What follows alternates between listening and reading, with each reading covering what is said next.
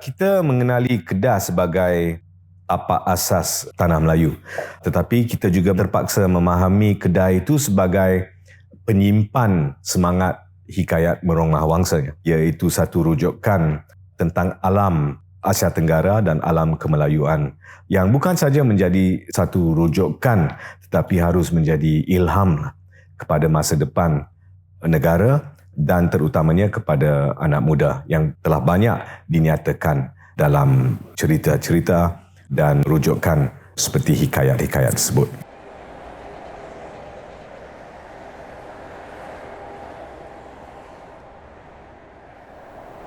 Ada satu buah malaka di luar tepung, di dalamnya gula.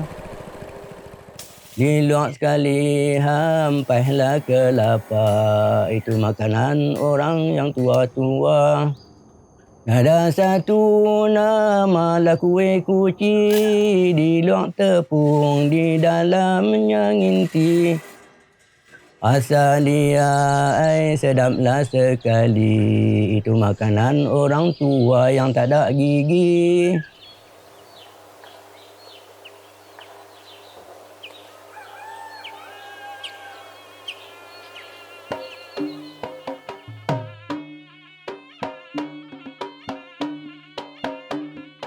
Kedah, as we know in recorded history, is one of the oldest kingdoms in Southeast Asia. It was one of the first evolved polities. If you think of Southeast Asia as a really cosmopolitan culture, then Kedah is probably its first reference. And you can see a lot of those encounters. You can actually witness them in built sites, such as Lembah Bujang in Merbok. And that, of course, offers a lot of documentary evidence about Kedah as a culture, as a community, and as a trading post.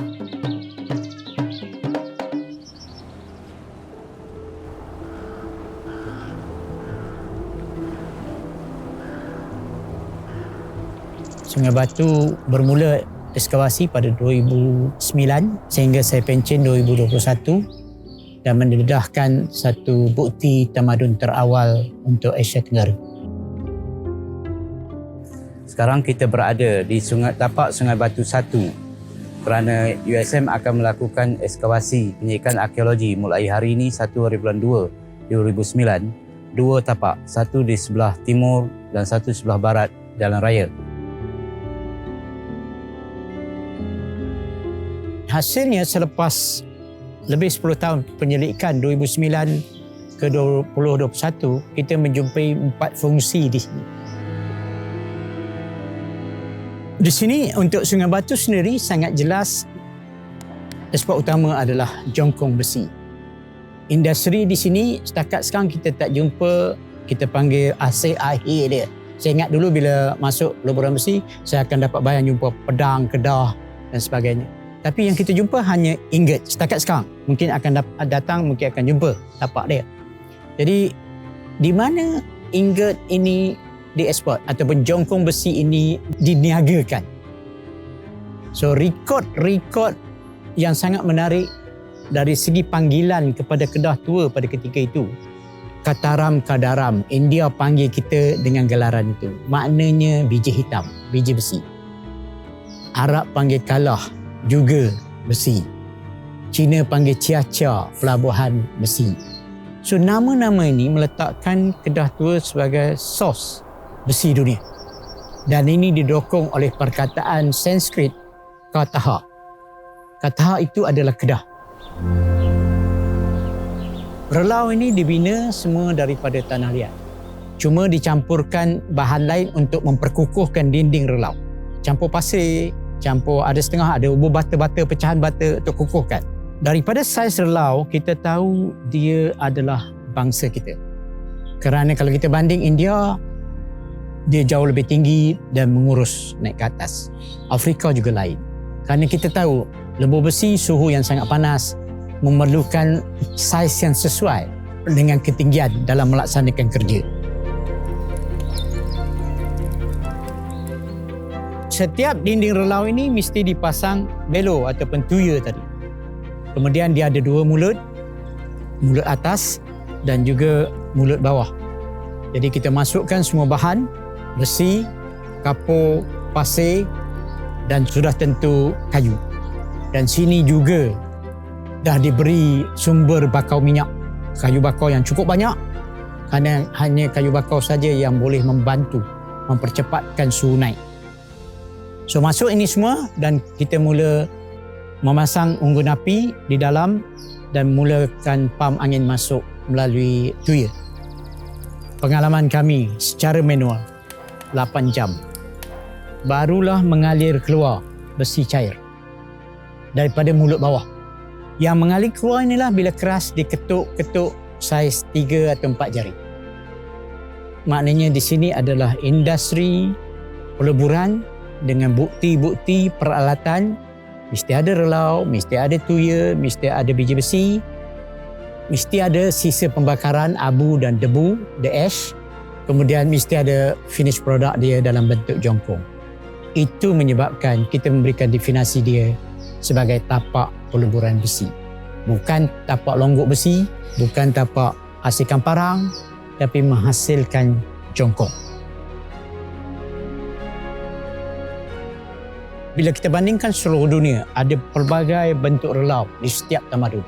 Di sini sangat menarik. Mereka menghasilkan satu-satu atau single finish. Semua dari tanah liat. So itu menggambarkan teknologi masyarakat pada ketika itu boleh menggunakan tanah liat menghasilkan relau. Kita dah jumpa tuya lebih daripada 2 juta di sini. Dan standard deviationnya sangat kecil, 0.01. Maknanya engineer dia, supervisor dia, kilang dia sangat-sangatlah hebat dari segi ilmu untuk menghasilkan produk. Ini satu produk inovasi kerajaan Kedah Tua. Walaupun ilmu itu sampai daripada negara yang telah memulakan industri besi, tapi mereka telah menghasilkan satu kilang yang kami belum jumpa lagi. Di mana kilang pembuatan tuya ini?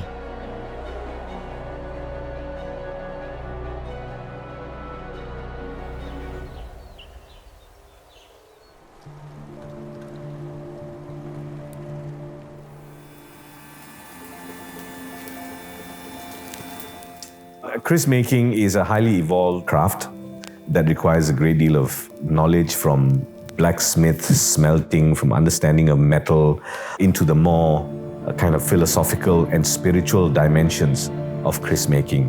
And kris making is very much related not to warfare and not to conflict, but really to the understanding of self and the place in the world, how you negotiate between the esoteric spiritual world and the material world that is then kind of incarnated in the actual making of the kris itself.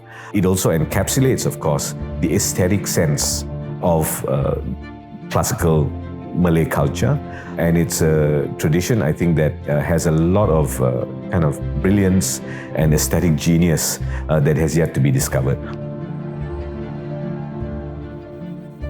Kris ni satu senjata keagungan bangsa Melayu, dan kris itu merupakan semangat bagi bangsa Melayu sendiri. Apapun kris ni rumpun Nusantara.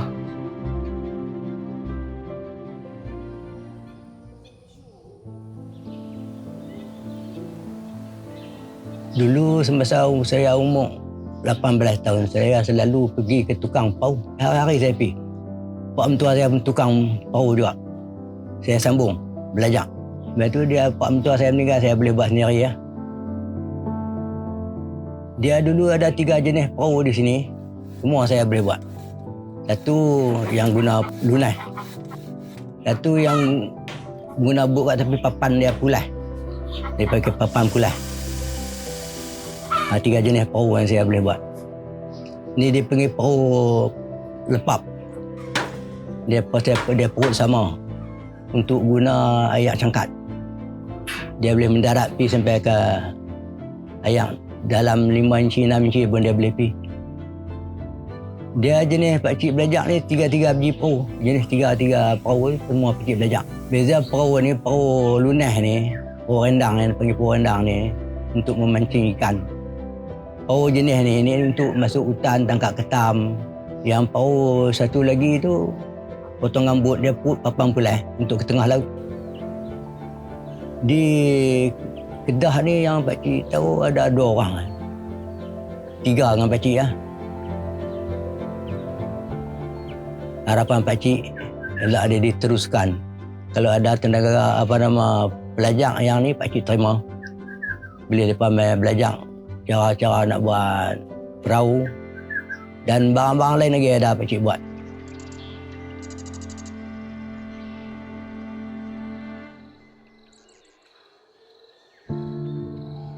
I don't know as much about plant life in Malaysia as I would like to, but it plays a very, very prominent role in the act of healing.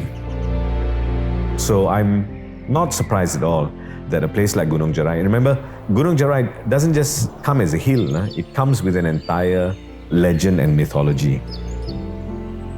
We have to treat legend and mythology, our understanding of ecology, our understanding of the medicinal, in metaphorical terms.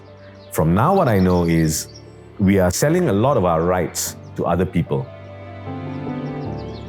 These are things I think we should pay a great deal more attention to and understand that while we do compete in the world, we do have to, at some level, grapple with the trajectories of the world. So, hard economy, factory building, all these kinds of things we have to consider. But I think there's an alternative to that, complementary to that, which is the soft economy. It's understanding about what every locality has to offer in terms of cultural productivity, in terms of local economies, in terms of integrated communities who can then make that particular region, district, kampung even, really thrive.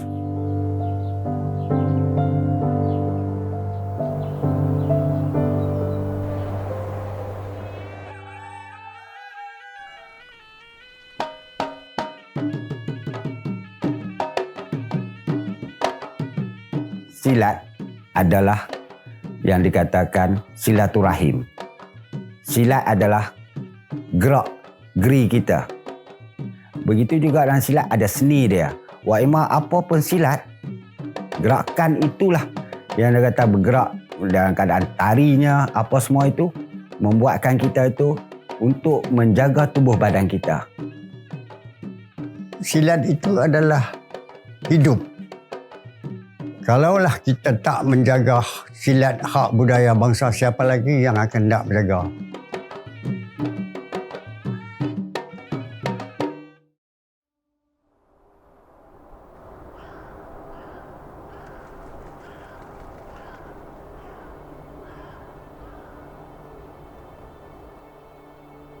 Kalau kita lihat negara maju, mereka sekarang bergerak ke arah apa yang dinamakan geopark.